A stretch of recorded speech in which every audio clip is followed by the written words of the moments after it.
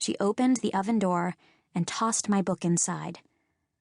When I snuck back into the kitchen a few hours later to retrieve it, the heat from the gaslight had cooked the spine, leaving a smoldering black mark. Thinking about it all, I am ready to burst into tears.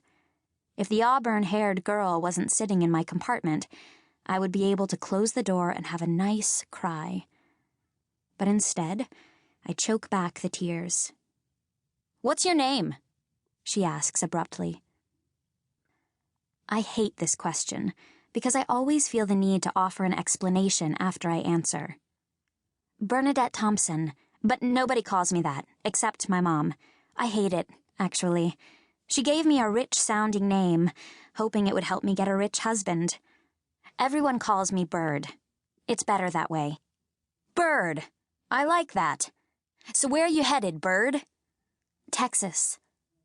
She laughs. "Well, that I figured. We're already in Texas, by the way. You must have slept all through Oklahoma. That's when I got on.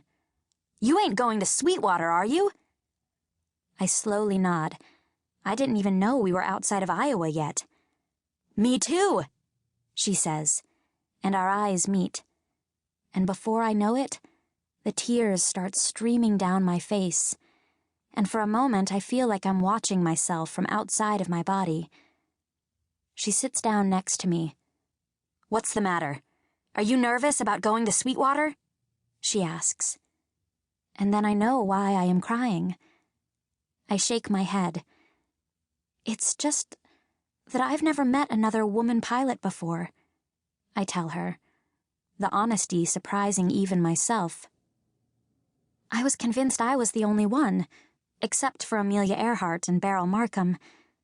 That's why I'm going to Sweetwater, to find the others, to belong somewhere. The girl nods, and when our eyes meet, I know she understands. We sit together in silence as the train rattles on, taking us closer to our future. Chapter 2. Her name is Sadie from Norman, Oklahoma, and she comes from brains. Both her parents are professors at the University of Oklahoma. She's even gone to college there. She seems to have everything: smarts, fashionable clothes, 2 parents. If she wasn't so nice, I'd be jealous to bits. We spend the rest of the train ride talking about airplanes and flight theory. She tells me all about her boyfriend, John, who was flying for the Allied forces, dropping bombs over Germany, fighting the Nazis. "We met at an air show in Oklahoma City. I took one look at his little Cessna aircraft and was hooked, even before I caught a glimpse of him. He was hooked the minute I beat him in the competition. Never saw a woman fly before me. From that day on, we were inseparable. Until he had to go overseas. He flew in the air raid over Hamburg last July. I wish they'd let us go on missions like that. But until they let us girls go into combat, I guess ferrying planes around the U.S. beats rolling bandages or collecting scrap metal and rubber." "Excuse me, ladies." We look up. 2 men wearing naval uniforms stand at the door of our compartment. "We just thought you both should know that you are the prettiest girls on the entire train, and we'd be honored if we can visit with you for a little while." Before we can respond, they each take a seat beside us.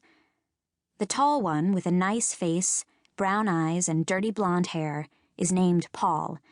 The other man, Roger, is a little shorter with green eyes and deep black hair. "So, where are you girls headed?" Paul asks, as he slings his arm around Sadie. She quickly moves away. "I have a boyfriend, so keep your paws to yourself." "What's your story?" Roger leans over toward me. "Yeah, where are you gals headed?" Paul asks again. "Are you army nurses?" "Or do you work in the factories?" Roger smiles at me. "Sure is great how women are helping out with the war effort, collecting scrap metal and darning socks and such." Sadie raises one eyebrow at me, smiling slyly. "We're pilots," she suddenly exclaims. To keep listening to this audiobook, I've left you a link in the description so you can do it, at no cost thanks to Audible's 30-day free trial.